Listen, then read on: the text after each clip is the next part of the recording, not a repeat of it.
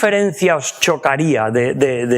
Porque sabéis que, en un sentido, la estructura de ancianos, la figura del anciano un poco se deriva en la Iglesia de la práctica de la sinagoga, ¿no?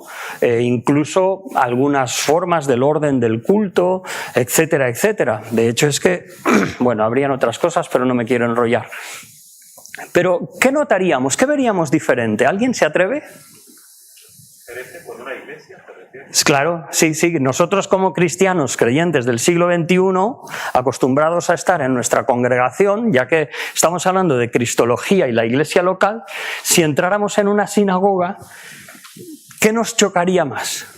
Las mujeres están separadas de los hombres. Ah. ¿Qué pasa en las iglesias? Bueno, sí, pasé en algunas iglesias, sí. Yo una vez me equivoqué y fue un poco embarazoso. Sí. ¿Qué más? ¿Alguien más? ¿Qué os chocaría? ¿Qué os llamaría la atención de decir, uy, fíjate cómo hacen las cosas? O bueno, no solamente eso, sino eso. La pregunta tiene intención, y lo siento porque a lo mejor os pillo, pero... ¿La evidencia? ¿La vida? Sí, aunque nos podríamos encontrar con algún, vamos a decir, en aquel entonces, con algunos judíos piadosos, ¿no?, que luego aceptaron el Evangelio, e incluso algunos de estos temerosos de Dios que aceptaron el mensaje de Pablo. Entonces, habría algo de evidencia, sí. ¿Pero te refieres al contenido, el culto o a las formas? En general.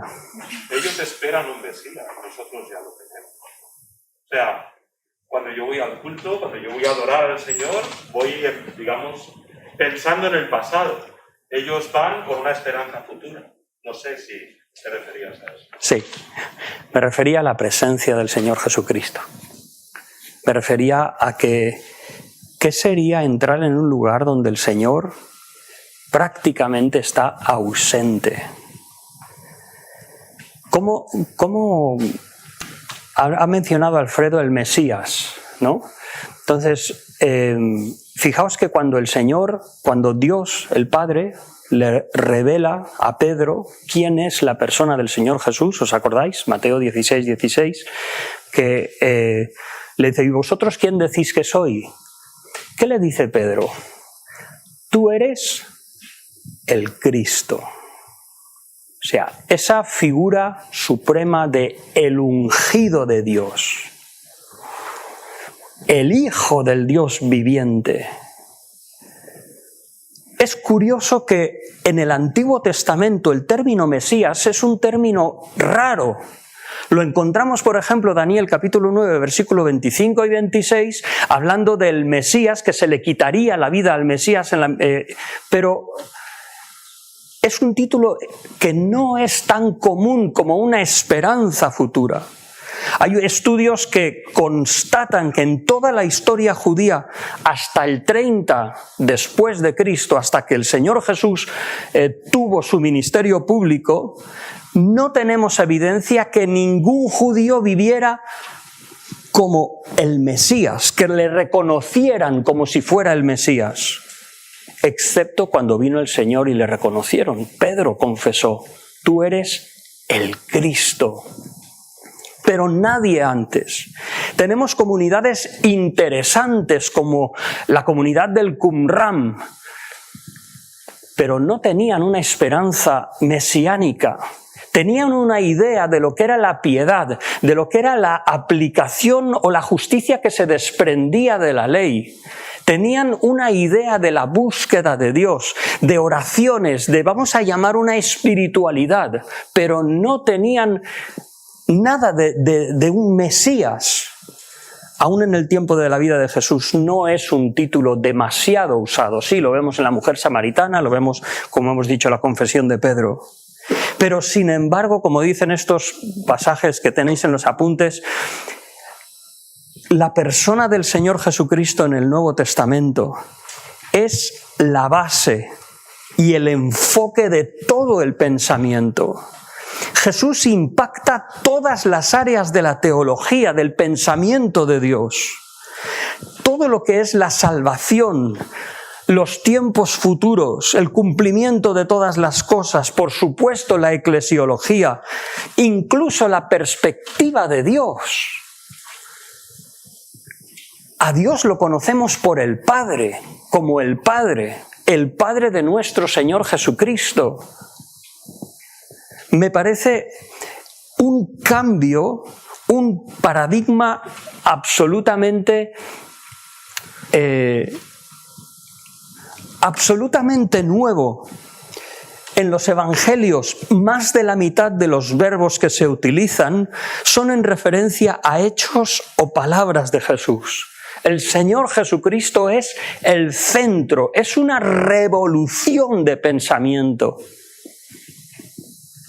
El Antiguo Testamento se ve a través del Señor Jesucristo.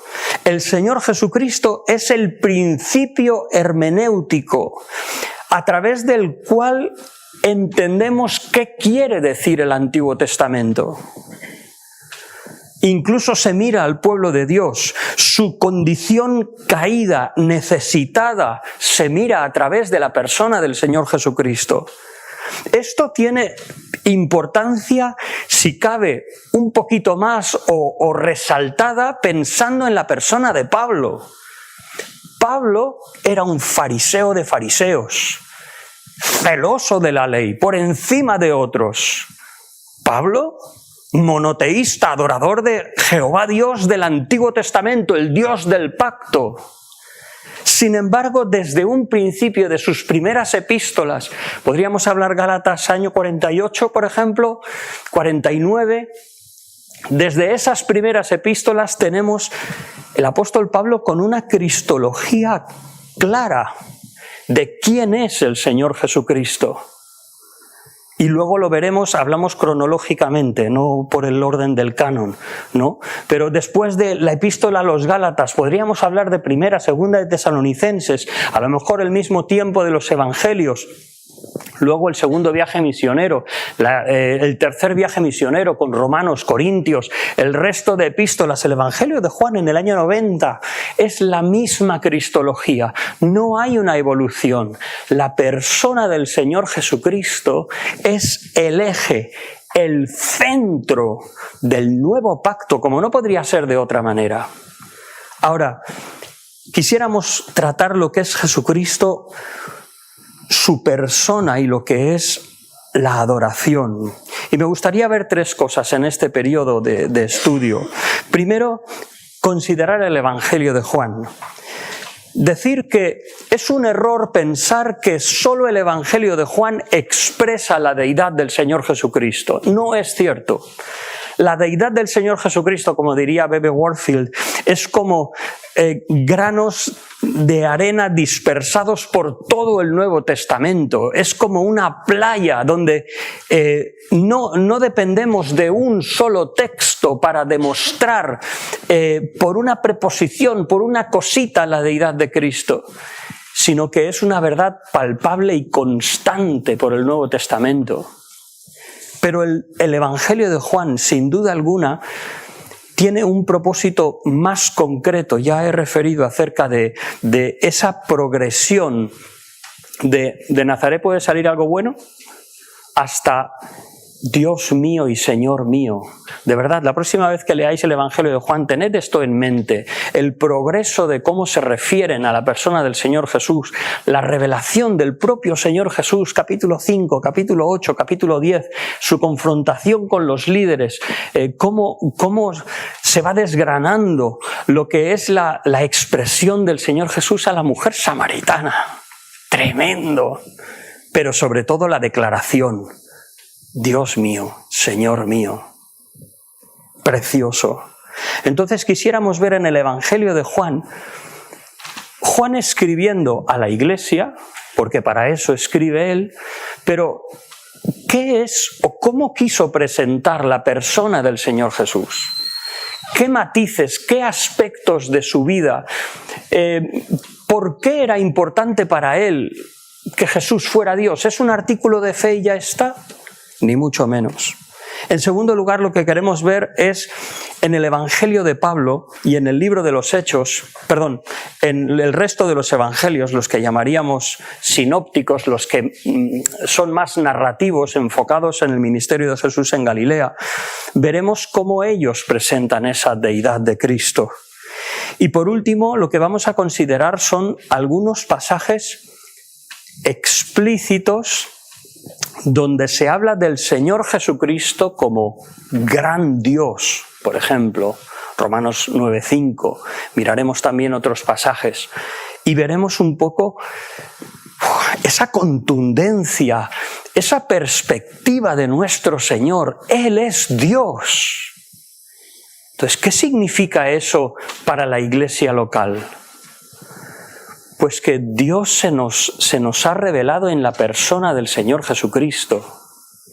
Que Dios, como veremos, se ha mostrado y ha obrado la salvación no por un agente, eso es algo que muchas veces hemos dicho en nuestras predicaciones, ¿verdad? No por un ángel, no por un tercero, sino que es como que Dios mismo ha venido, no la persona del Padre, pero es de la misma sustancia, es su propio Hijo el que le ha dado a conocer. Evangelio de Juan 1:18. Vamos entonces al Evangelio de Juan. Vamos al Evangelio de Juan. Bien, en el Evangelio de Juan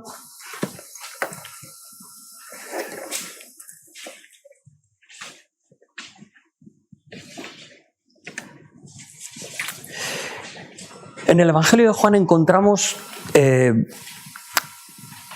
diferentes exposiciones o presentaciones de la persona del Señor Jesucristo. Aparte de la peculiaridad que la vida del Señor Jesús es narrada alrededor de Judea y no tanto en su ministerio de Galilea, aparte de la relación que Juan tiene con autoridades en Jerusalén, aparte del enfoque que Juan tiene a los discursos de Jesús, pero claramente sí que es cierto que presenta unos matices de la persona del Señor Jesús que establece ese carácter sobrenatural y, por qué no decir, divino.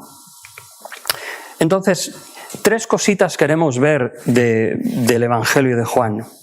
En primer lugar, queremos considerar los primeros versículos del prólogo. En segundo lugar, queremos ver qué es lo que Juan atribuye al Señor Jesucristo como atributos de deidad. Y en tercer lugar, lo que queremos considerar es algunas particularidades de esas expresiones que el Señor tuvo, yo soy. En primer lugar, al principio, Juan capítulo 1, versículo 1. Este pasaje lo conocemos todos bastante, ¿verdad? Una cosa me ha llamado mucho la atención de este estudio. Me atrevo a decir en este pasaje, no sé cómo sonará, espero que no suene raro o extraño, de que Juan presenta una nueva lectura de lo que es Génesis capítulo 1. Desde un principio lo que hemos dicho es que la persona del Señor Jesucristo fue una transformación absoluta, no una contradicción, no una oposición, pero una revelación más profunda, clara, de la persona de Dios.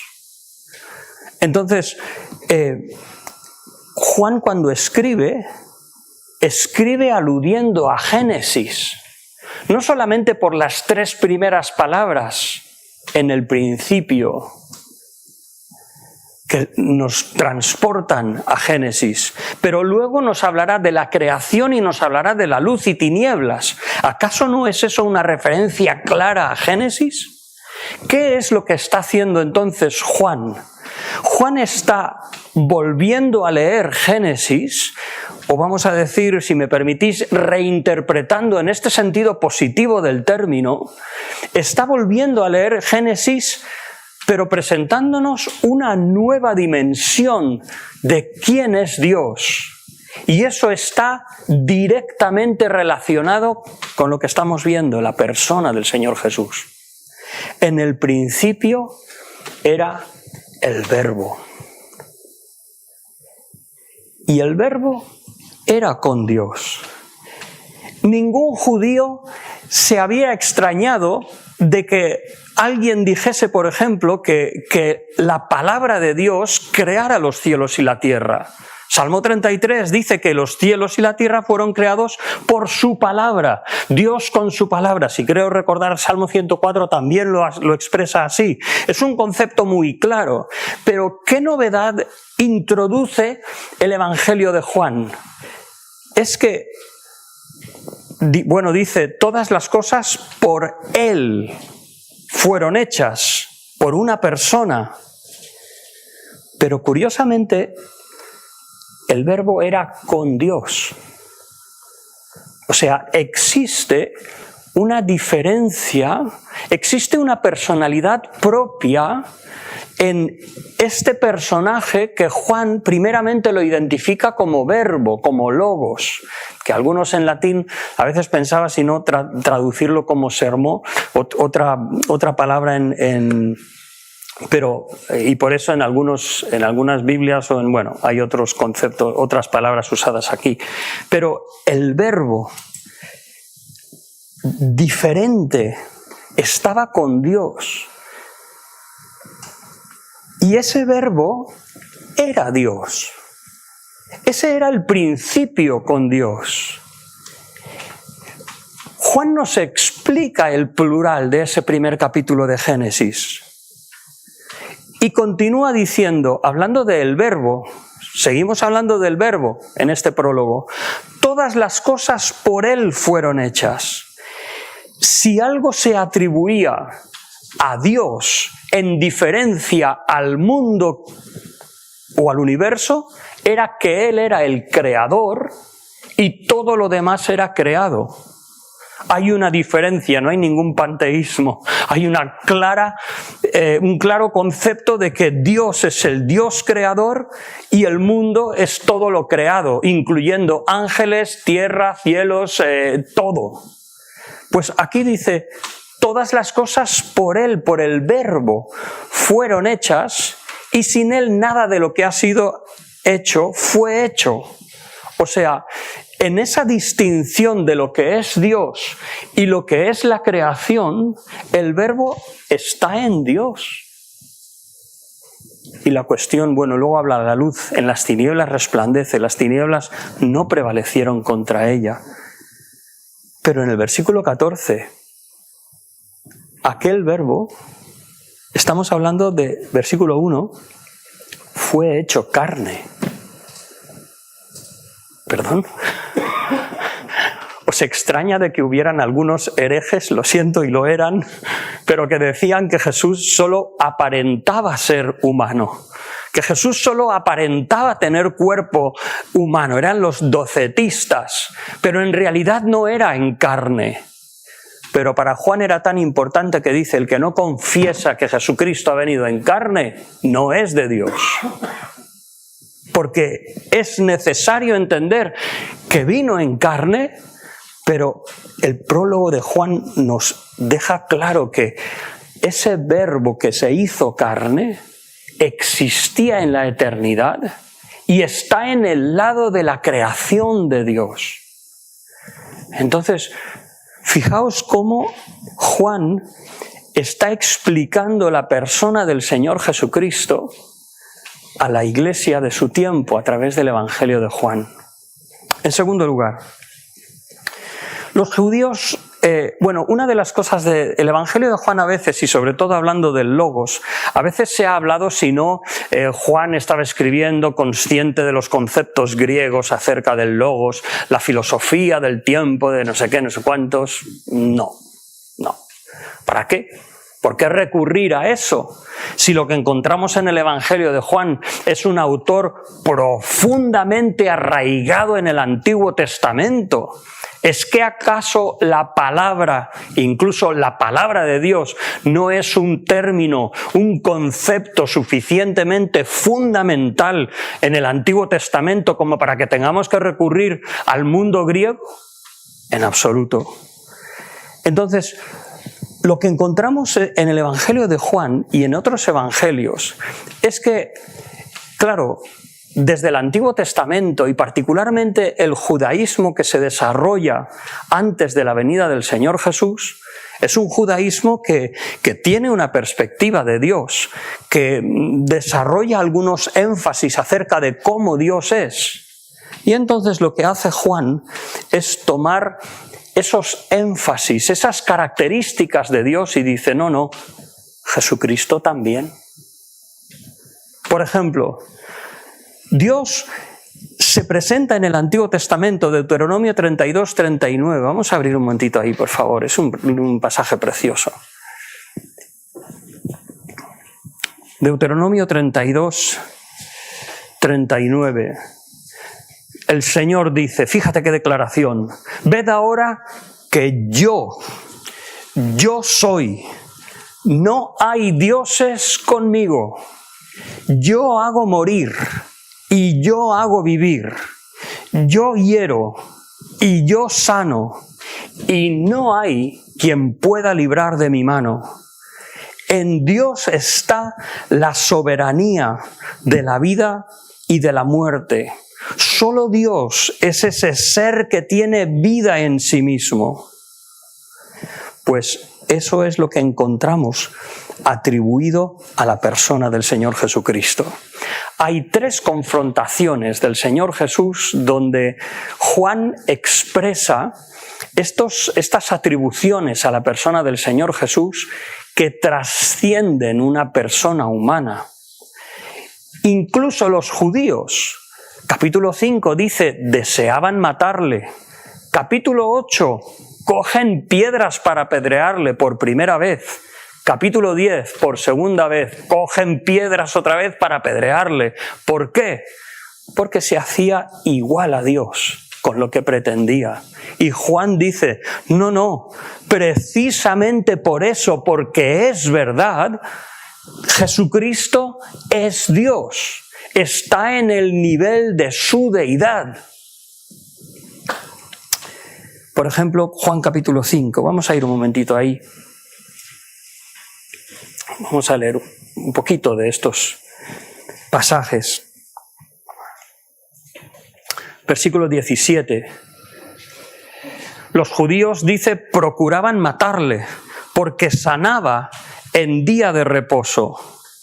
Jesús les respondió, mi Padre hasta ahora trabaja y yo trabajo. ¿Quién tenía poder, capacidad, soberanía para que en un día de reposo se diera la vida o se quitara? Dios. Y el Señor, sanando, trayendo vida, dice, mi Padre hasta ahora trabaja y yo trabajo. ¿Por qué? Porque están en el mismo nivel de dignidad, de majestad, de atributos. Y dice, por eso los judíos aún más procuraban matarle, porque no solo quebrantaba el día de reposo, sino también decía que Dios era su propio Padre, haciéndose igual a Dios. ¿Y cómo responde el Señor? Pues expresando su dependencia del Padre, pero constatando que el Hijo no puede hacer nada por sí mismo, sino lo que ve hacer al Padre, porque todo lo que el Padre hace, también lo hace el Hijo igualmente. De verdad, en estos pensamientos, en estos razonamientos, me llama la atención, porque cuando yo estudié doctrina, me acuerdo que la forma que yo tenía de estudiar doctrina, cristología, era como la forma de cómo discutir con alguna secta, ¿no? Jesús es Dios, aquí lo dice. O, mira, aquí lo dice, porque esta preposición, porque no sé qué, porque no sé cuántos. Sin embargo, Juan no es así. El Evangelio de Juan lo que hace es hablar, mira, tú sabes el Dios soberano, Le dice a los judíos, vosotros sabéis quién es el único que da, que quita la vida, que la pone, a que es Dios. Pues Jesucristo también. Entonces, ¿qué puedes oponerte a eso? No es que hay una preposición, es que le falta un artículo, es que, ¿qué dices? ¿Qué dices? O sea, el razonamiento es mucho más profundo, es mucho más fundamental y es mucho más innegable. Dejadme ir un poco para adelante.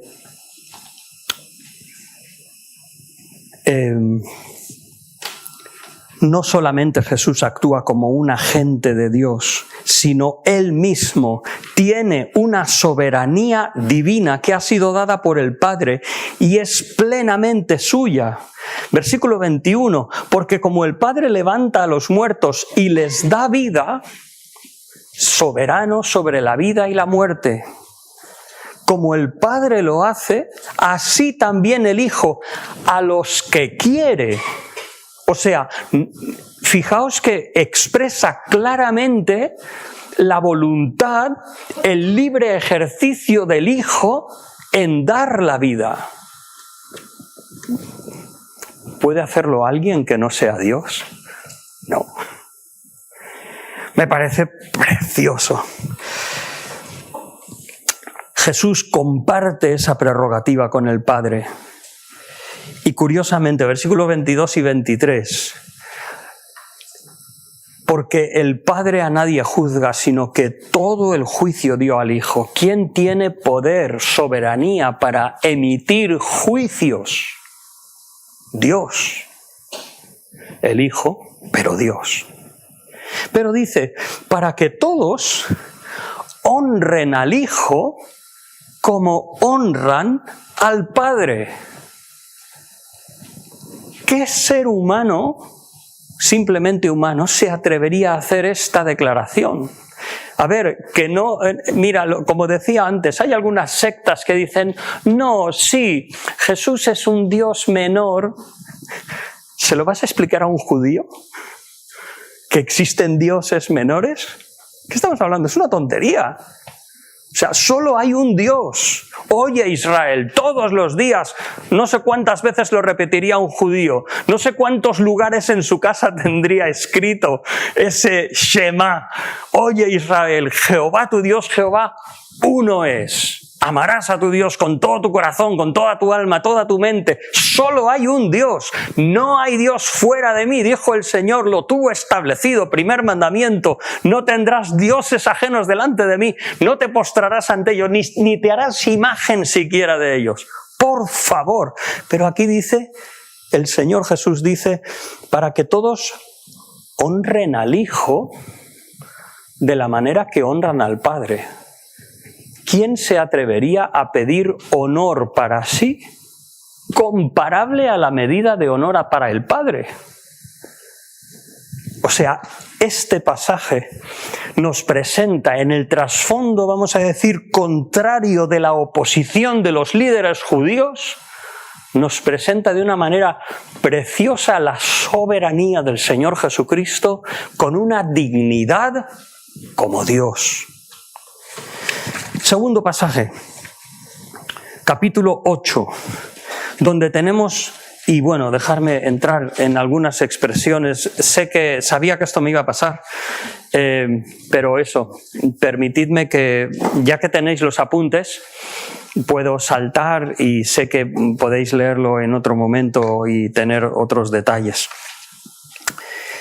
Pero cuando llegamos al capítulo 8, quizás uno de los versículos más emblemáticos es el versículo 58.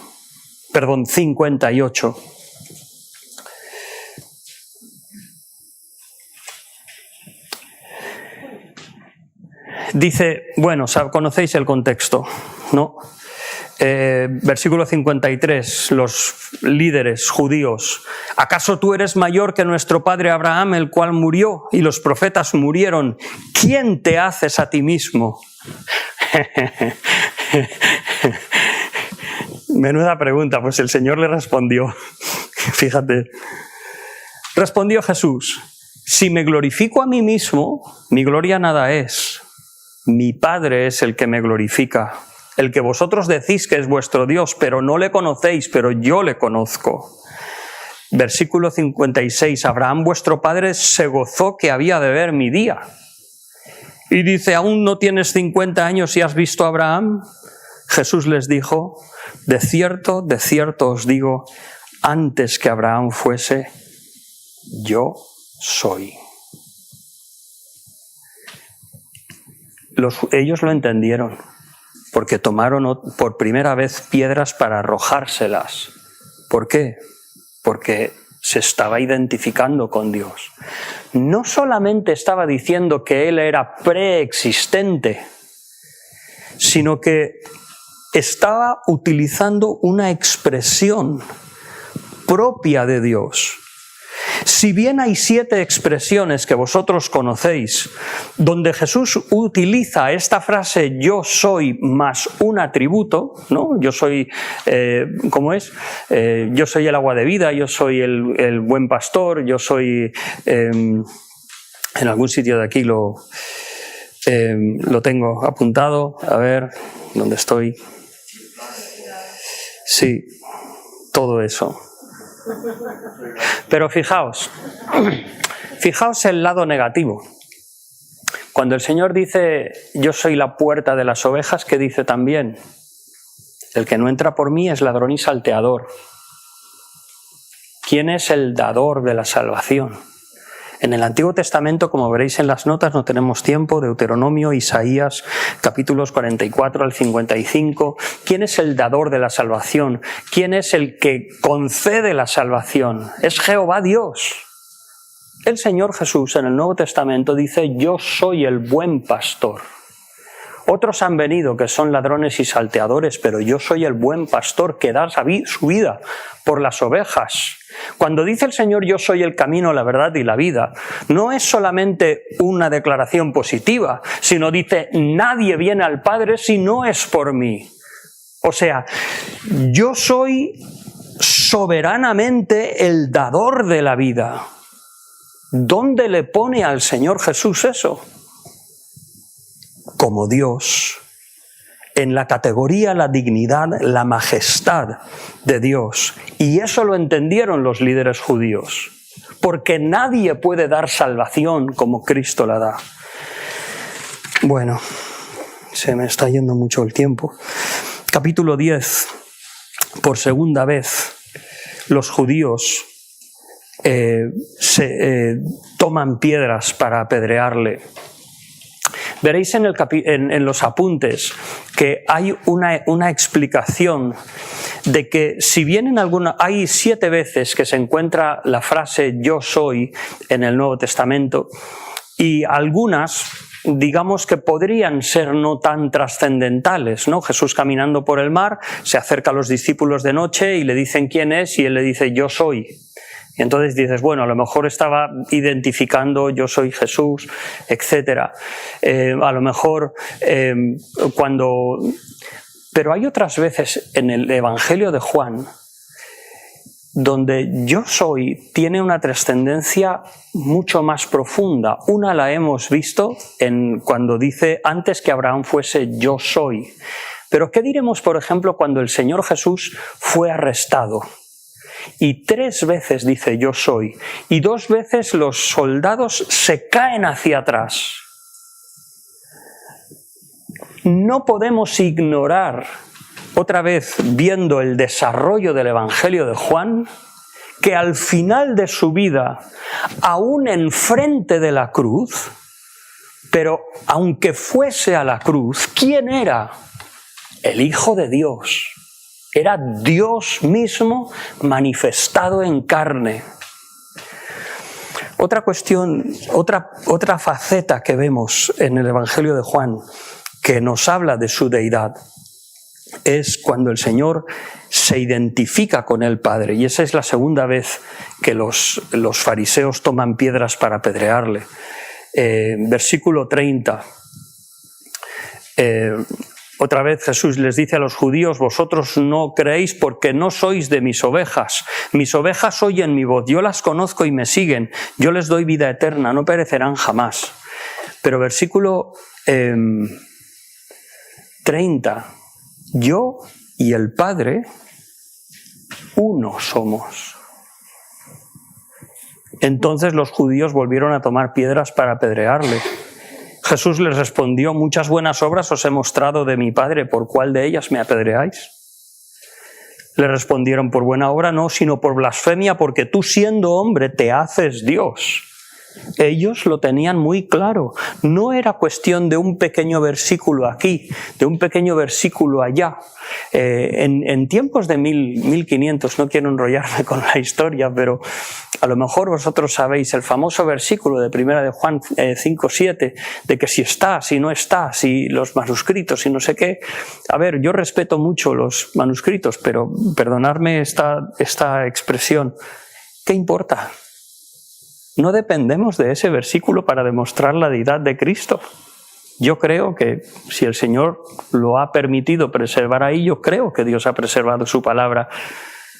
Pero si discuto con alguien que me dice: vale, mira, por un momento, por nuestra discusión, vamos a dejar que ese versículo no estuviera. ¿Y qué? ¿Y qué? Ante la perspectiva de que Jesús tiene atributos, soberanía, identificación con Dios mismo, que aún sus contemporáneos entienden que se está igualando con Dios, se está haciendo Dios. Por supuesto, ellos lo ven como una cuestión externa, como artículos de fe, como algo que provoca su ira, su respuesta. Pero nosotros espero que lo estemos viendo con: ¡buah, Señor! Si yo fuera uno de los discípulos, no sé qué haría de oír eso. Nos extraña que los pobres discípulos estuvieran confundidos, esperaban a alguien que libertara a Israel de los romanos. Yo creo que ellos vieron muchísimo, pero es que era una revolución en el pensamiento pensar que se había cumplido, que el Mesías había venido y lo tenían delante de ellos.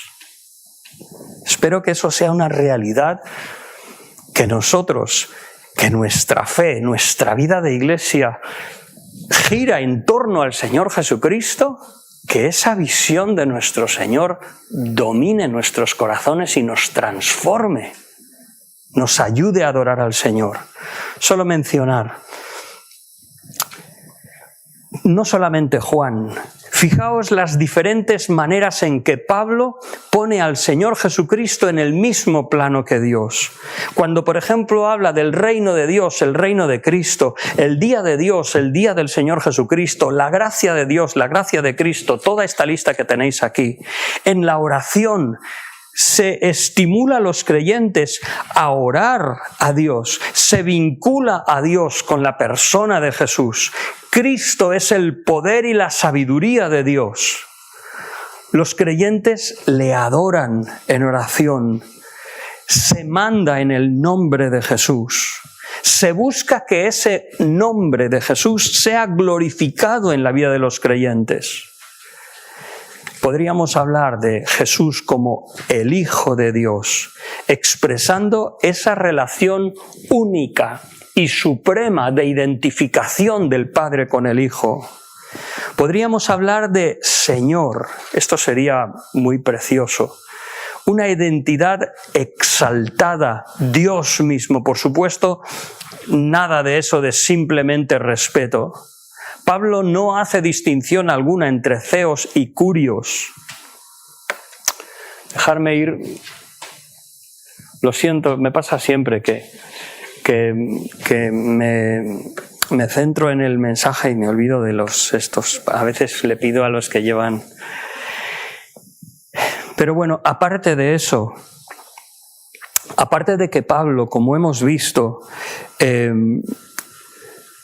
toma promesas del Antiguo Testamento que se atribuyen al Señor y las pone en la persona del Señor Jesucristo. Aparte de eso, hay pasajes que claramente declaran la deidad de Cristo. Quiero leer uno de estos. Romanos 9:5, lo hemos dicho. Es un pasaje precioso. Otra vez. Bueno, os lo leo. Verdad digo en Cristo, no miento, mi conciencia me da testimonio en el Espíritu Santo. Habla del pueblo de Israel. Dice, deseara yo mismo ser anatema, separado de Dios por amor de mis hermanos, que son israelitas, versículo 4, que son la adopción, la gloria, el pacto, la promulgación de la ley, el culto, las promesas, de quienes son los patriarcas. Hasta aquí no hay duda, ¿verdad? Ningún exégeta nos va a... ningún gramático de griego nos va a dar problemas, de los cuales, según la carne, vino Cristo. O sea, estamos hablando del pueblo de Israel, de los patriarcas y de la simiente de Abraham en la carne, que vino Cristo, el cual es Dios sobre todas las cosas, bendito por los siglos. No que la palabra de Dios haya fallado, porque etcétera, etcétera, y habla de Israel y su incredulidad. 5 puntos brevemente. Primero, la propia sintaxis nos apunta a que Dios sobre todas las cosas se está refiriendo a Cristo. Si no, si se utilizara, lo normal sería bendito Dios y Padre de nuestro Señor Jesucristo, que tal. Esa es la estructura normal. Aquí no. Entonces la sintaxis nos apoya de que está hablando del Señor Jesucristo. Tercero, la referencia según la carne. Lo que busca es un énfasis por contraste. Según la carne vino Cristo, el cual es Dios sobre todas las cosas. Está hablando de la persona del Señor Jesús y la incredulidad de los judíos. Tercero, ese trasfondo de incredulidad de los judíos difícilmente casa con que se refiera a Dios introduciendo una alabanza a Dios por ello. Es como decir, no, sí, vino Cristo de ahí, los judíos son incrédulos, aleluya. Dice, ¿perdona? Sería una construcción totalmente extraña. Una bendición hacia Dios supondría una ruptura en el argumento del párrafo. Entonces, por el contexto, por el razonamiento, por aún la sintaxis, el análisis de cómo está escrito, Dios sobre todas las cosas es el Señor Jesucristo. Pablo, fariseo de fariseos, celoso por delante de sus contemporáneos, declara que Jesucristo, que ha venido en carne, es Dios sobre todas las cosas. Entonces, bueno, podríamos mirar otros pasajes, pero hermanos, termino con esto. El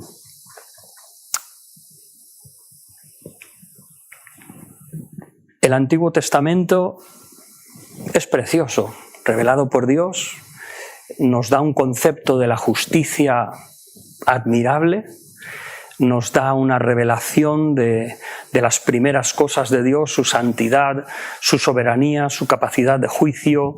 De ahí se desarrolla un pueblo que pues elabora toda su fe después del exilio y todo pues bueno se deteriora en diferentes ramas, fariseos, saduceos, herodianos, los escribas, doctores de la ley, diversas sectas o ramas del judaísmo, y todas ellas se quedan cortas. Y cuando viene la persona del Señor Jesús,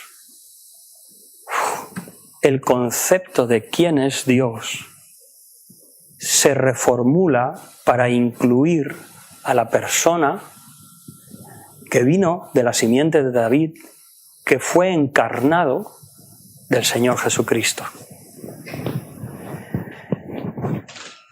¿Qué debe impactar eso en nuestra vida? Ahí os lo dejo y dejarme preguntaros ahora, dejarme tomar, pensaba terminar a 1:30, me he pasado 4 minutos según mi reloj, pero igual más, no 4. Pero dejarme tomar un par de minutos más y luego tenemos un descanso. La constatación de que Jesucristo es el soberano, dador de la vida, dador de salvación. Es el soberano de la creación, que está en el lado de Dios, que creó todas las cosas, que sin Él nada de lo que existe fue hecho, que por su palabra fueron hechos los cielos y la tierra. ¿Qué debe producir eso en la vida de un ser humano? Venga, atreveros. Hablamos de cristología y la iglesia local. En esta primera sección yo os he hablado mucho solamente de la persona de Cristo. He intentado apuntar algunos flecos, algunas pinceladas de la profundidad y la contundencia de su deidad en el Nuevo Testamento. Pero bueno, entonces, ¿qué tiene que producir en nosotros? ¿Cuál es la consecuencia normal? Venga, venga. Wow. Adoración. Wow. Tú lo dices. Yo pienso que como criaturas dos cosas, ¿no? Lo dice Romanos capítulo 1, versículos 18, 19, 20. 1, piedad. O sea, lo que dice la Escritura, que el hombre ni reconoce a Dios en su majestad, son impíos, no tienen ningún sentido de la reverencia ante la majestad de Dios, lo que decías tú, ¿no? ¡Wow! Simplemente esa expresión de Señor, me postro ante tu majestad, ante tu dignidad, porque soy menos que una hormiga a tu lado. O sea, Señor, me postro ante ti. Y en segundo lugar, en Romanos capítulo 1, ¿qué hicieron los hombres? No le dieron gracias, ni reconocieron su eterno poder y deidad, pero no le dieron gracias. Entonces entiendo yo que del corazón del ser humano, lo primero que debe surgir es ese reconocimiento de esa majestad, esa dignidad. Dios es un ser moral, este universo es un ser moral. Y frente a un ser soberano, santo, perfecto, supremo, todopoderoso, la creación reconoce su majestad. Pero en segundo lugar le damos gracias. Pero en tercer lugar, si el Señor ha querido revelar a su Hijo en nosotros, nos postramos a adorar. ¿Quién somos nosotros? Para poder discernir, para poder tener en el pensamiento la constatación de que Dios ha querido venir a nuestro terreno, y veremos en la próxima sesión, ha querido participar de carne y sangre para salvarnos. Su deidad y la iglesia local. Hay una pregunta que me gusta de todas y esta la dejo colgando y nos vamos al descanso. Perdón por pasarme esos minutillos. ¿Cómo se evidencia en una iglesia local una correcta comprensión de la persona de Jesús? No estamos buscando sobreactuaciones, cosas raras, porque creo que el Señor es un Dios de orden. Pero ¿cómo se muestra una verdadera adoración? Hace unos años me inquietó mucho oír de un movimiento que era Iglesia sin religión. ¿Y de qué quieres decir? ¿Quieres decir que ya no tenemos... que ya no adoramos? ¿No tenemos sentido de la majestad a Dios? ¿No tenemos sentido de la reverencia, la devoción? ¿Quieres decir eso? ¿Que podemos tomar con Dios un café y un donut y ya está? Peligroso, ¿no? Muchas gracias.